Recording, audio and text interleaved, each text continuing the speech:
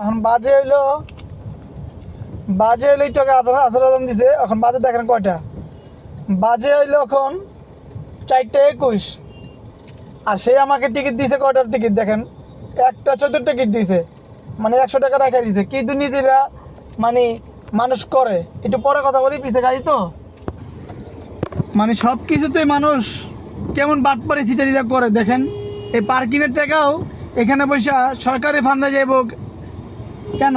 তারা দুর্নীতি করে খায় যাইব, তারা দুর্নীতি করে খেয়ে ফেলবো। মানে কি বলবো, মানুষ জাত এত খারাপ জাত।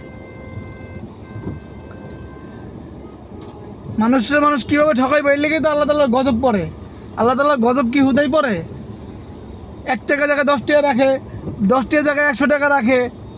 আবার রাখোস ভালো কথা, স্লিপ দেয় 2 নাম্বার, যেখানে তারিখ মারিক কিছু নাই, আর থাকলেও সেটার কোনো ডেট নাই। যখন দুপুরের টিকিট 1:14 টিকিট আমার ধরা দেয়, এখন বাজে 5টা, 4:21 23, আমাকে সেই একটার টিকিট ধরা দেয় 1:14 টিকিট। এখন কি 1:14 বাজে? কেমন দুর্নীতিরা করে তাহলে চিন্তা করেন।